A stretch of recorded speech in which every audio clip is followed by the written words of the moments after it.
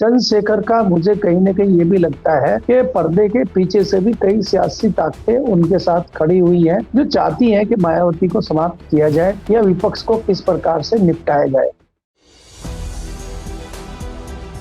नमस्कार दोस्तों, कैसे हैं आप लोग। उम्मीद है आप सभी अच्छे होंगे। उत्तर प्रदेश की राजनीति में मायावती की धाक है, लेकिन मायावती चुनाव तब भी नहीं जीत रही हैं। 2012 के बाद में 2027 का चुनाव आने वाला है, लेकिन कहीं ना कहीं अपने आप से जूझती हुई बीएसपी नजर आ रही है। लेकिन अब उसे क्या राह मिल गई है? एक ब्राह्मण समुदाय के वोट, जो अपर कास्ट के वोट हैं, क्या दलितों की सबसे बड़ी नेता मायावती अपनी तरफ करने में कामयाब रहेंगी उस वक्त जब भारतीय जनता पार्टी की तरफ से वो समाज कहीं ना कहीं असहज महसूस कर रहा है? इसको लेकर क्या राजनीति चल रही है, करेंगे बात। केपी मलिक जी, वरिष्ठ पत्रकार, हमारे साथ मौजूद हैं। सर, बहुत बहुत स्वागत है आपका। धन्यवाद हिमांशु जी, आपको, आपके दर्शकों को भी।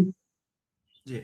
सर, मायावती जो कि दलितों की सबसे बड़ी नेता है, जाटवों की सबसे बड़ी नेता है, वो ये कह रही हैं कि ब्राह्मण समाज पर अत्याचार कर रहा है भारतीय जनता पार्टी और उनकी सरकार। तो इसको किस तरह से देखा जाए?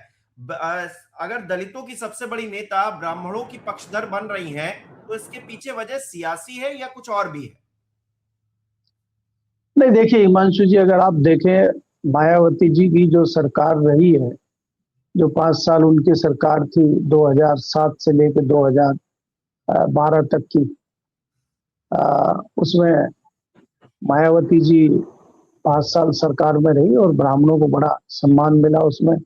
सतीश मिश्रा जी के नेतृत्व में एक मैसेज देने में कामयाब रही कि ब्राह्मणों, पिछड़ों और दलितों की सरकार है।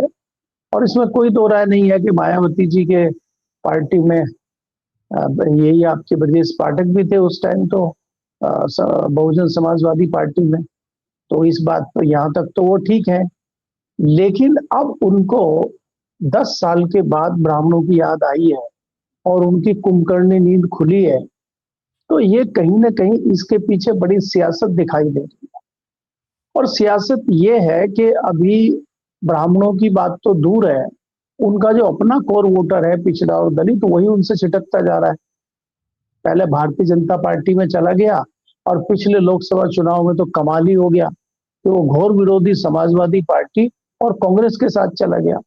तो इससे मायावती जी को लगता है कि मामला अभी बहुत गंभीर है और अब वो उनको वापस लाने के लिए और खास दूसरी जातियों का भी सोशल इंजीनियरिंग के तहत ब्राह्मणों को भी वापस अपने साथ लाने की कोशिश कर रही हैं। और कोशिश वो इसलिए कर रही हैं कि जिस प्रकार से ब्राह्मण समाज कहीं न कहीं पिछले कुछ दिनों से विमुख है भारतीय जनता पार्टी से, अब वो उसका फायदा उठाना चाहती है और उनको लगता है कि भारतीय जनता पार्टी की ये जो आपदा है, इसमें एक बड़ा अवसर उनको भी मिल सकता है। तो वो उस अवसर को तलाश रही हैं। इसी के तहत वो अपने पार्टी कार्यालय शनिवार को पहुंची थी, वहां पे उन्होंने मीटिंग ली और वहां पे उन्होंने ये मैसेज देने की कोशिश की कि हम ब्राह्मण समाज के लोगों को कैसे वापस लाया जाए। इसी में तड़का लगाने के लिए एक नया आजकल मामला वहां पे चल रहा है, जिस प्रकार से वो घूसखोर पंडित नाम की एक फिल्म आ रही है, तो उस पे भी कहीं ना कहीं ब्राह्मण समाज भारतीय जनता पार्टी या सरकार से विमुख है कि सरकार उस पर तत्काल निर्णय क्यों नहीं ले रही है। हालांकि हमारी जो जानकारी है उसमें यह है कि जो फिल्म के निर्माता हैं, पांडे जी हैं, वो भी उन्होंने कोई चिट्ठी लिखी है सरकार को और माफी भी मांगी है और उस पर विचार चल रहा है कि क्या किया जाए। दूसरा, मनोज वाजपेयी जी भी अभी थोड़ा सॉफ्ट कॉर्नर अपना रहे हैं कि फिल्म का टाइटल बदला जाए या ना बदला जाए या क्या हो, उस पर विचार अभी चल रहा है। तो ये जो एक मामला गर्मा गर्म है, तो मायावती जी भी इस आग में अपने जो है मक्का के जो वो होते हैं दाने, उनको भूनने का कोशिश कर रही है कि चलो भाई, जिसको कहते हैं भट्टी चढ़ी हुई है तो हम भी अपने दाने भून लें। तो उनको भी एक स्वर्णिम मौका मिला हुआ है और इस मौके को मायावती भी बुलाना चाहती है। दूसरी तरफ आप देखेंगे कि जिस प्रकार से मायावती जी को एकाएक याद आई है, याद आने का सीधा सीधा कारण ये है कि अगले साल के शुरुआत में ही उत्तर प्रदेश में विधानसभा चुनाव होने जा रहे हैं। मायावती जी की पार्टी जिस प्रकार से एक हिसाब से शून्य पे खड़ी हुई है, एकमात्र विधायक हैं, जहां कभी 4-4 साल 4-4 बार ये प्रदेश की मुख्यमंत्री रही हैं और उस प्रदेश में उनका मात्र एक विधायक होना, और ऊपर से ये भी मैं तो ये कहता हूँ कि वो विधायक भी पार्टी का विधायक नहीं है, अपने बलबूते जीत के आने वाला विधायक है। तो ऐसे में मायावती जी देख रही हैं कि पार्टी का अस्तित्व कैसे बचाया जाए और पार्टी को दोबारा रेस में कैसे लाया जाए। क्योंकि आज मायावती के ऊपर भी चौतरफा हमले सियासी भी हो रहे हैं और रणनीति के तहत भी हमले हो रहे हैं। क्योंकि उन्हीं के समाज के एक युवा चंद्रशेखर रावण उनको भयंकर टक्कर दे रहे हैं और भयंकर उनको राजनीतिक रूप से नुकसान पहुंचाने की कोशिश कर रहे हैं और काफी हद तक पहुंचा चुके हैं। जिस प्रकार से उनका संगठन लगातार मजबूत होता जा रहा है, जिस प्रकार से वो लोकसभा जीत के आज लोकसभा के सांसद हैं और कहीं भी कोई एक्टिविटी होती है, दलितों के खिलाफ कोई मामला होता है तो इस पोर्ट पर पहुंच जाते हैं। और मायावती जी कई बार खाली ट्वीट करती है और कई बार तो ट्वीट भी नहीं करते। तो ऐसे में मायावती को घेरने का मौका चंद्रशेखर को मिल जाता है, जिसका नुकसान मायावती को काफी हद तक हुआ है। तो उस नुकसान का डैमेज कंट्रोल करने के लिए भी मायावती जी ने अपनी एक्टिविटी शुरू की है। इसीलिए उनको ब्राह्मणों की याद भी इस समय आई है, मुझे ऐसा लगता है। लेकिन कहीं ये ऐसा तो नहीं कि ब्राह्मणों को याद करते करते अपने जो कोर वोटर हैं उनको नाराज कर लें, या फिर इस तरह की जो एक तरह से नैरेटिव बनाने की कोशिश की जा रही है। क्योंकि मैं ऐसे पोस्ट देख रहा हूं, इस तरह के पोस्ट जो है इस समय जो है सोशल मीडिया पर तैर रहे हैं, जिसमें एक तरफ चंद्रशेखर है, एक तरफ मायावती जी हैं। चंद्रशेखर ट्वीट कर रहे हैं कि त्रिस्तरीय पंचायत चुनाव में अन्य पिछड़ा वर्ग ओबीसी के संवैधानिक आरक्षण को संवैधानिक तौर पर जो है अनुच्छेद जो है 243D6 के अनुसार सुनिश्चित किया जाए। राज्य मंत्री को ओपी राजभर को पत्र लिख रहे हैं। तो दूसरी तरफ जो है मायावती का वो ट्वीट है जिसमें वो घूसखोर पंडित को लेकर बातचीत कर रही हैं। तो और नीचे क्या लिखा हुआ है? नीचे लिखा हुआ है, देखो बहुजन समाज के लोगों कौन तुम्हारे साथ है और कौन हकमारी करने वालों के साथ में। तो ये एक नैरेटिव गढ़ने की कोशिश की जा रही है कि मायावती कहीं ना कहीं अब आपके साथ नहीं रही है। चंद्रशेखर जो है बहुत बड़े नेता हैं, वो आपके साथ में है क्योंकि आपके हक की वो बात कर रहे हैं। तो मायावती को कहीं ये उल्टा ना कर जाए, बैकफायर ना कर जाए ये जो कर रही है मायावती फिलहाल के लिए। देखो हिमांशु, तो मैंने पहले ही आपको बताया है कि जिस प्रकार से चंद्रशेखर एक रणनीति भी कर रहे हैं और सियासी जो पैतरेबाजी है वो भी वो करेंगे, इसमें कोई दो राय नहीं है।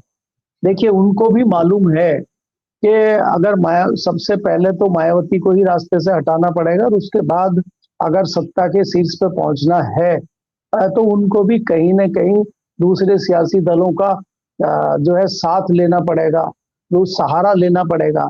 तो वो भी अभी क्या है कि अभी वो शुरुआती स्थिति में है और वो ये चाहते हैं कि भारतीय जनता पार्टी के नाम पे कहीं ना कहीं इस तरह से जोड़ के, इस तरह से करके मायावती जी को कमजोर किया जाए सियासी तौर पे और उसका फायदा सीधा सीधा उन्हें मिले। क्योंकि वो भी उसी रणनीति पे चल रहे हैं। जिस प्रकार से मायावती शुरुआत में अकेली इस हैसियत में नहीं थी कि वो अपनी सरकार बना ले, और भारतीय जनता पार्टी के साथ मिलकर उनको एक बड़ा मौका मिला था और वो मुख्यमंत्री बनी थी और अगली बार वो फुल फ्लैश फिर सत्ता में आ गई थी।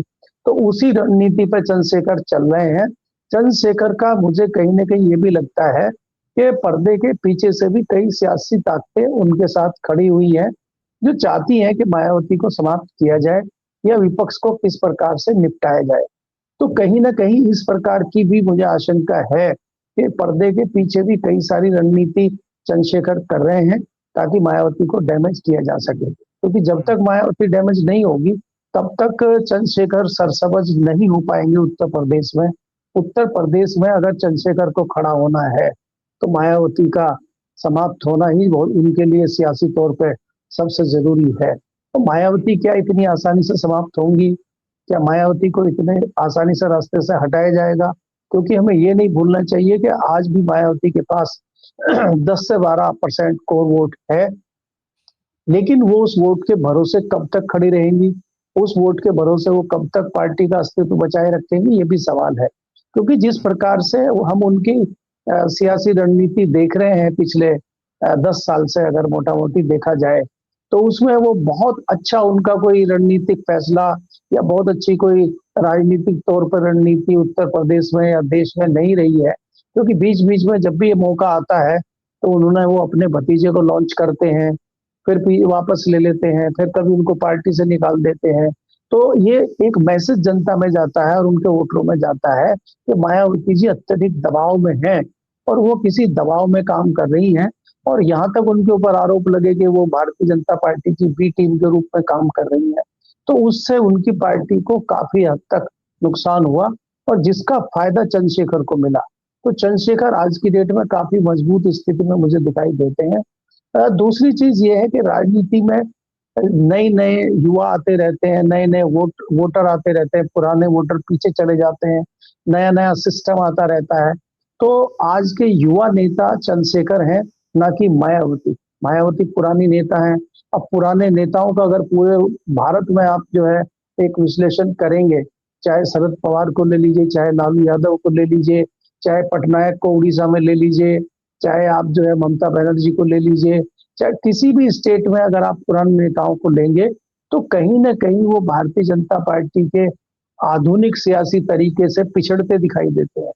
तो क्या मायावती ऐसे सिस्टम में क्या राजनीति में आगे आ पाएंगी, या चंद्रशेखर जैसे युवा मायावती को साइड पर धकेलते हुए इस राजनीति सिस्टम में आगे बढ़ जाएंगे? क्योंकि 2027 का जो विधानसभा चुनाव है, ये बहुत बड़ा सियासी वार उत्तर प्रदेश में होने जा रहा है, और इसमें भारतीय जनता पार्टी अपनी सरकार बचाने के लिए, मायावती अपना अस्तित्व बचाने के लिए, कांग्रेस अपना जनाधार बढ़ाने के लिए, और समाजवादी पार्टी अपनी सरकार बनाने की कोशिश करने के लिए, और चंद्रशेखर अपनी पार्टी को बढ़ाने के लिए लड़ाई लड़ेंगे।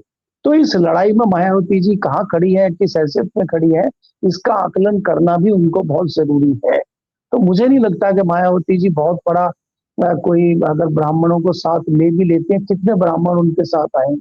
कुछ भी हो, इतनी आसानी से भारतीय जनता पार्टी से ब्राह्मण समाज अलग होता वो मुझे फिलहाल तो दिखाई नहीं दे रहा है।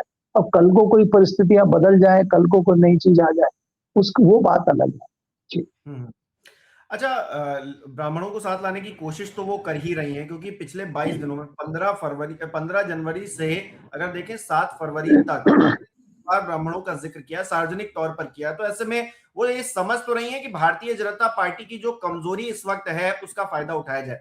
लेकिन सवाल यही है कि अब दिन ज्यादा बचे नहीं है। मायावती जी एक्टिव भले ही नजर आ रही हैं, लेकिन क्या आपको लग रहा है कि वो पूरी ताकत के साथ इस बार भी 27 का चुनाव भी लड़ेंगी? हालांकि अगर इस बार नहीं लड़ेंगी तो फिर क्या होगा, ये तो भगवान ही मालिक है बीएसपी का। लेकिन अगर वो फुल फ्लेज लड़ने नहीं आती हैं तो फिर इस बार खेल खत्म ही है क्या उनका राजनीति में? नहीं, देखिए हिमांशु, आपको ये देखना होगा कि जिस प्रकार से 2022 के विधानसभा चुनाव में उनका सिस्टम रहा, उनकी पार्टी जो चुनाव लड़ी, लगा नहीं कहीं कि वो अपनी सरकार बनाने के लिए या अपनी पार्टी को बढ़ाने के लिए अग्रेसिव, जिस तरह से मायावती को जाना जाता है अग्रेसिव होके पहले चुनाव लड़ती थी। चाहे आप 2017 का चुनाव देखें, चाहे 2019 का चुनाव देखें, चाहे 2022 का चुनाव देखें आप, और चाहे 2024 का लोकसभा का चुनाव देखें, तो मायावती जी बहुत एग्रेसिव होकर चुनाव लड़ रही हैं, अपनी पार्टी को आगे ले जाना चाहती हैं। इस तरह का हमें कहीं दिखाई दिया नहीं है। तो 2027 में वो बहुत एग्रेसिव होकर चुनाव लड़ेंगी, फिलहाल तो मुझे नहीं लगता। क्योंकि अगर आप देखें जिस प्रकार से 2024 के इलेक्शनों से पहले उन्होंने तैयारी की थी, और उनके भतीजे ने रैलियां करनी शुरू की थी, और रैलियों में उन्होंने इस तरह के भाषण देने शुरू किए थे कि लोग सक पका गए थे, और भारतीय जनता पार्टी भी सत्ते में आ गई थी। और उसके कुछ दिन के बाद ही उनको अपने भतीजे को रैलियों से वापस ले लेना, उनको जो है स्टार प्रचारक की सूची से हटा देना, और बाद में फिर पार्टी से उनको निकाल ही देना।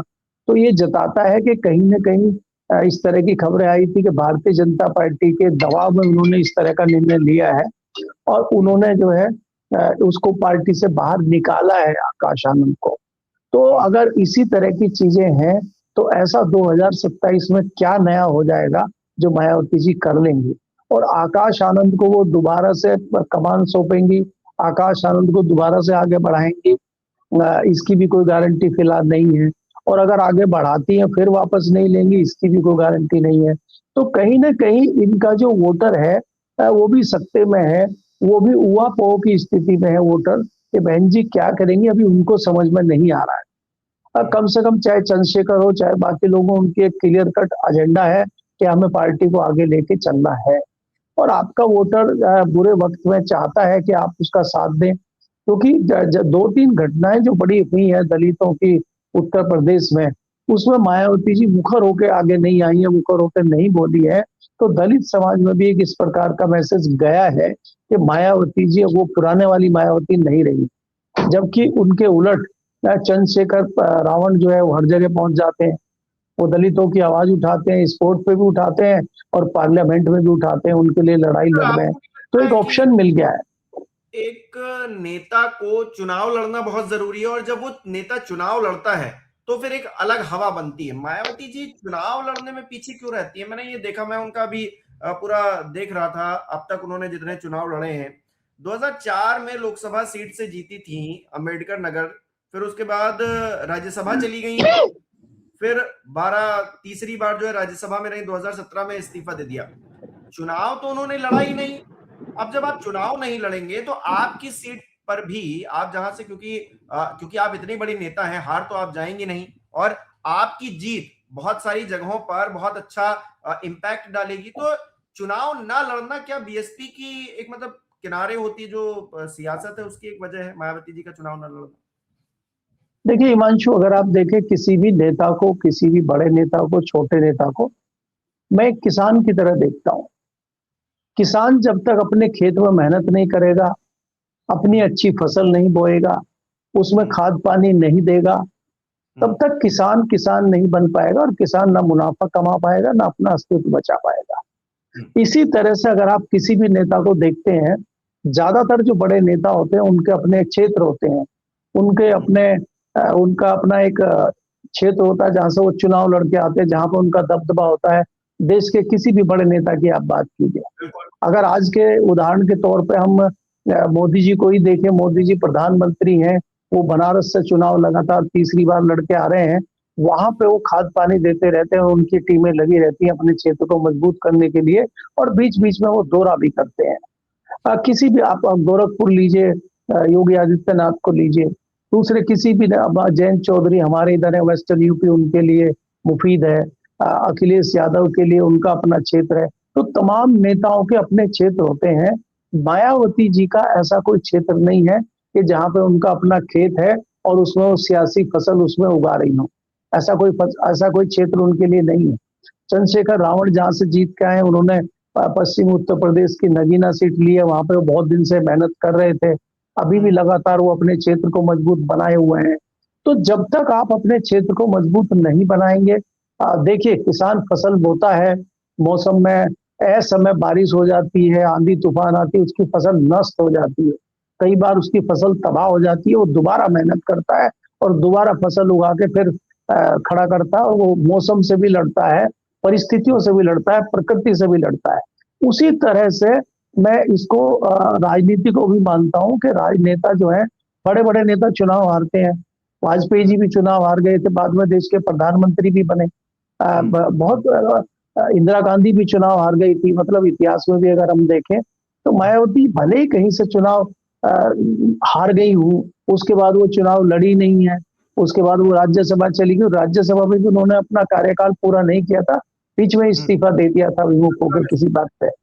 जी, तो इसलिए मैं ये कह रहा हूँ कि चुनाव लड़ना तो किसी भी नेता के लिए बहुत जरूरी है। अगर वो चुनाव से भाग रहा है तो इसका मतलब वो खुद भी समझ चुका है कि उसको कहीं ना कहीं संशय इस बात का, कहीं चुनाव ना हार जाए। अगर चुनाव हार जाए तो सोनिया गांधी बहुत बड़ा उदाहरण है कि वो लगातार चुनाव लड़ती रही, हालांकि अब तो राज्यसभा में है, लेकिन वो लगातार चुनाव लड़ती रही और अपने क्षेत्र से जीतती भी रही। राहुल गांधी चुनाव हार गए, लेकिन सोनिया गांधी चुनाव नहीं हारी, ये बहुत बड़ी बात थी। मायावती जी को कहीं ना कहीं चुनावी मैदान में 27 में उतरना चाहिए, कोई ना कोई सीट पकड़नी चाहिए। मुझे लगता है उनकी पार्टी के लिए या फिर उनके जो वोटर्स हैं उनके लिए बहुत बड़ी उपलब्धि होगी। नहीं, ये बिल्कुल ये महत्वपूर्ण होता है कि अगर आप राजनीति में हैं और राजनीति आपको करनी है तो चुनाव तो आपको लड़ना ही होगा, भले ही आप चुनाव हारे चुनाव जीते। चुनाव में हार जीत चलती रहती है, लेकिन उससे क्षेत्र के लोग आपसे जुड़े रहते हैं और वही आपकी असली खेती है, असली सियासी खेती है, उसी पे तो आप सियासत करेंगे। अगर आप चुनाव ही नहीं लड़ेंगे तो सियासत किसके लिए करेंगे? तो मुझे लगता है कि मायावती जी बहुत सीरियस अभी पार्टी को लेकर नहीं है, तो वो किसी तरह अपना टाइम गुजार रही है और उनको लगता है स्वतः ही कुछ होगा। तो मुझे लगता नहीं है अभी मायावती के बारे में कुछ भी कहना, मुझे लग रहा है थोड़ा जल्दबाजी होगी। अभी हो सकता है हम कुछ और महीने इंतजार करके कुछ नई चीजें उनकी देखें। जी, बहुत बहुत शुक्रिया केपी मलिक जी हमारे साथ जुड़ने के लिए। तमाम दर्शक जो हमारे साथ जुड़े हैं उनकी क्या राय इस विषय पर, मायावती क्या आगे आने वाले समय में कुछ बहुत बड़ा धमाका करने वाली हैं, क्योंकि 27 में करो या मरो जैसी परिस्थिति है। इसमें अगर बीएसपी कुछ कर गुजरती है तो फिर तो अस्तित्व बचेगा, नहीं तो जिस तरह से कहा जा रहा है बीएसपी का अंत और निकट आ रहा है। आपको क्या लग रहा है, आपकी क्या राय कमेंट बॉक्स में बताइएगा। इस वीडियो को लाइक करना, शेयर करना मत भूलिएगा। हमारे चैनल को सब्सक्राइब नहीं किया तो वो भी जरूर कीजिएगा। आप हमें सहयोग भी कर सकते हैं ज्वाइन बटन पर क्लिक करके। बहुत बहुत धन्यवाद।